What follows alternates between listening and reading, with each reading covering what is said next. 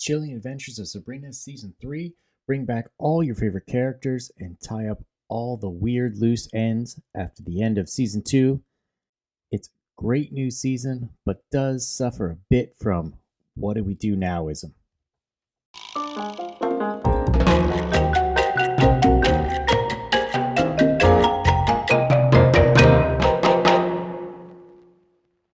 The gang from Greendale is all back, except for Nick Scratch. The beginning of the season starts with Sabrina trying to figure out how to save Nick from hell.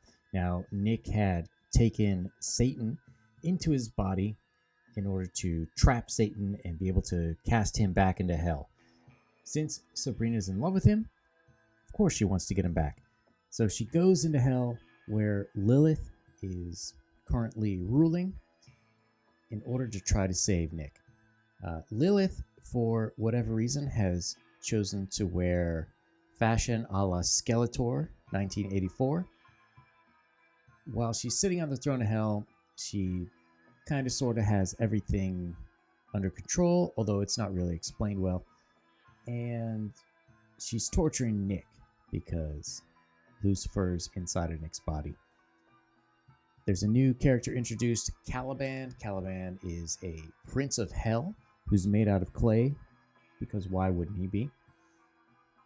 And this is a very, to be honest, I really like this sort of section of the show for the simple fact that it mixes Dante's Inferno with the Wizard of Oz. And so they're following, instead of a yellow brick road, they're following a red blood river.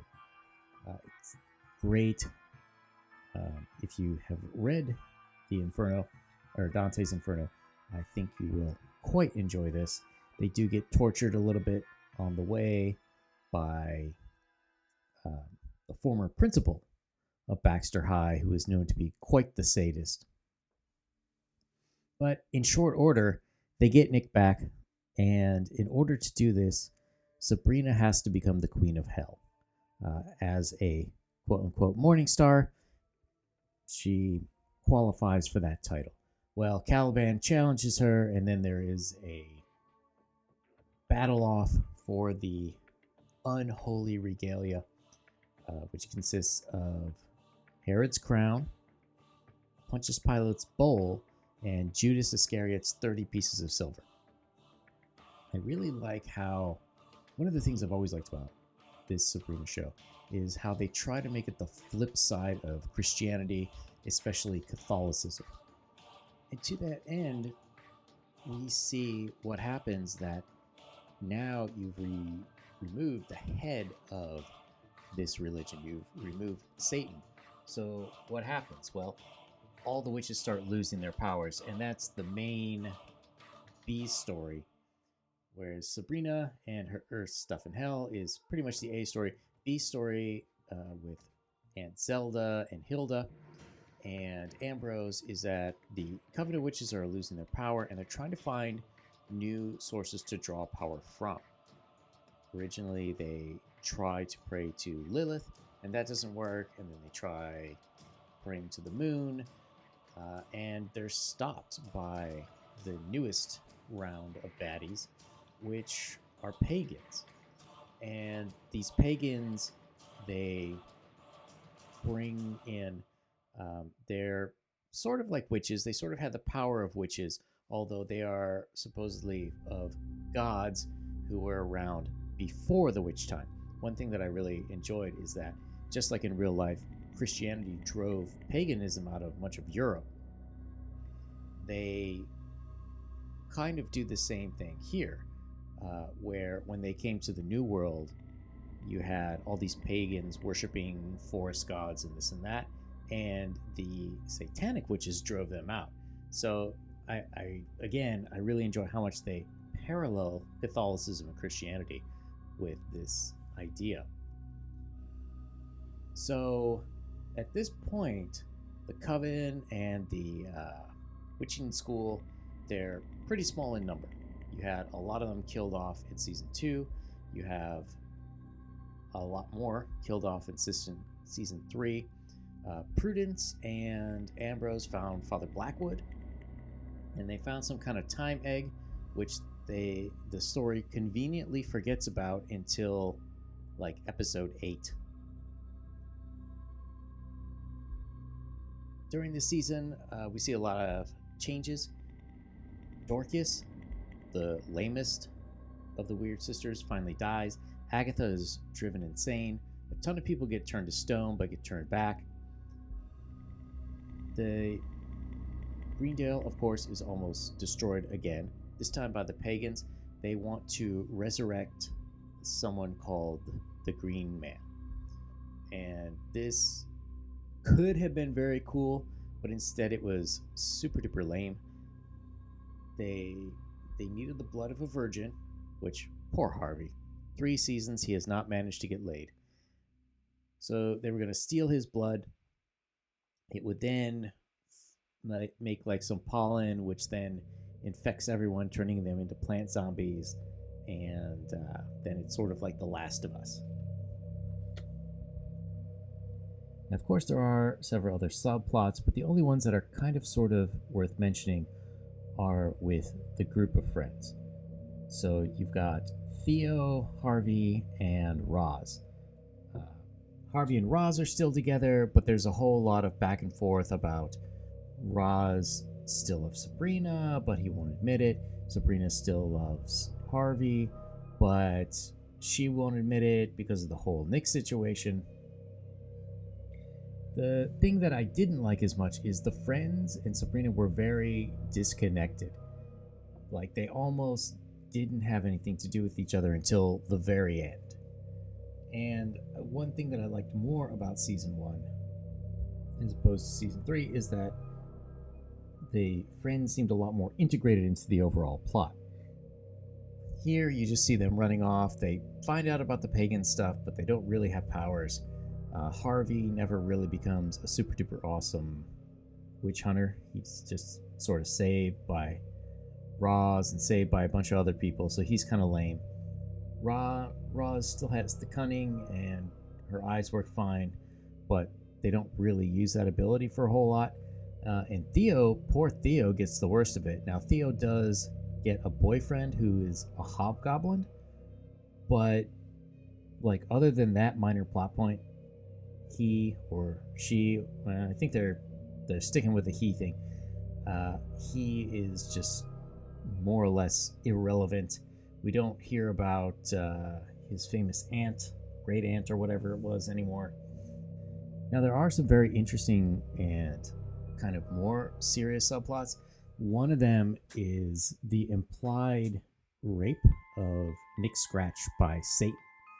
There's this really weird scene where we go sort of inside of Nick's body, or inside of his brain, and we see him and Lucifer there together, and Lucifer talks about, let's wrestle. And then it's implied that he's doing very naughty things to Nick, very non-consensual things. And this is played out later. So he cheats on Sabrina with quote-unquote sex demons, a male and a female-looking one. And it's all sorts of weird S&M torture room kind of stuff. And that's just like, dang, dude, what's up with this?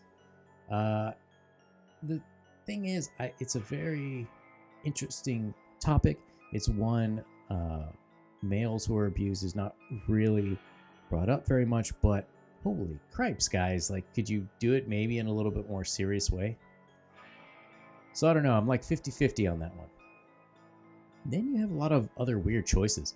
They started doing music videos.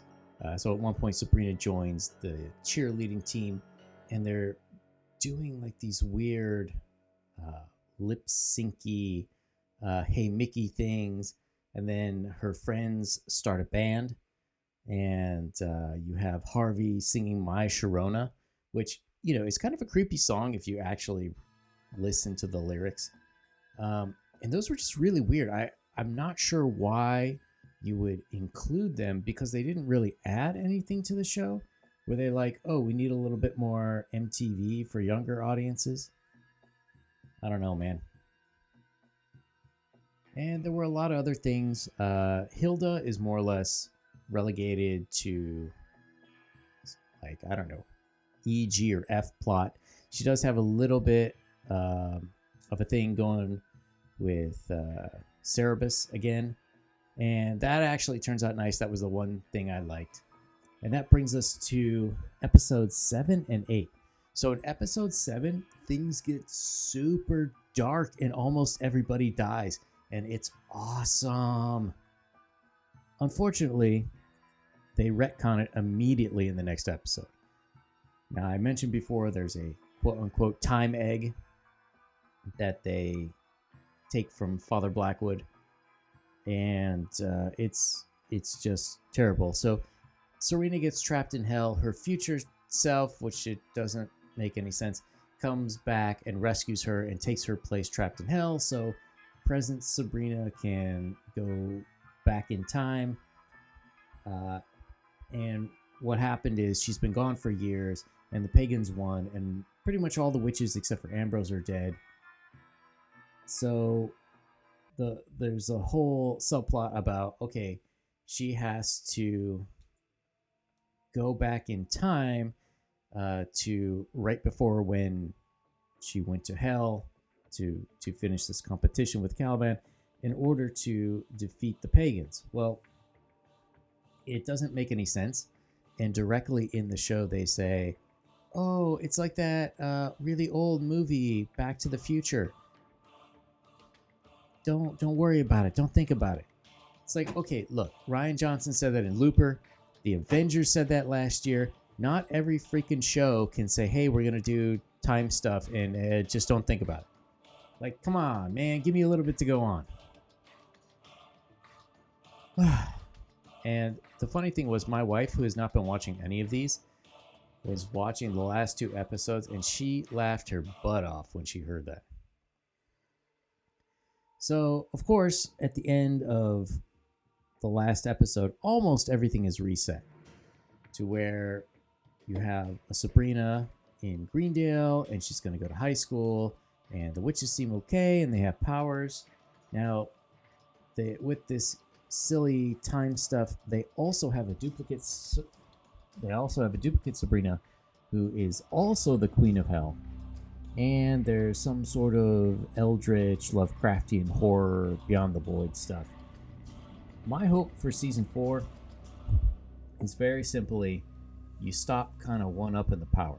There's one power that they haven't really gone over with, and it's been kind of in the background the whole time, and that's Christianity. Like, I would really love to see how that works. Now, they've had some angels come in and try to kill different witches, but Sabrina was once baptized. Her mother was mortal and was a Christian, so it would be really interesting to see what happens if for some reason they have to ask heaven for help. You know, we've already seen hell. Let's see how heaven works. Let's see how that would work against something like these horrors from the void. Alright, so anyways, that's a not too lengthy review for Sabrina Season 3. Overall, thumbs up. I definitely recommend watching it if you're into the previous 2 seasons. If you liked Sabrina the Teenage Witch in the 90s, you might still like this. If you like horror shows, you'll like it. I'd say go for it. If you're not a fan of sort of CW style TV shows, even though this one's a heck of a lot bloodier and has a lot more mature themes, maybe give this one a pass. So thanks for stopping by. If you're not subscribed, click subscribe. If you liked the video, give it a thumbs up. If you didn't, still give it a thumbs up.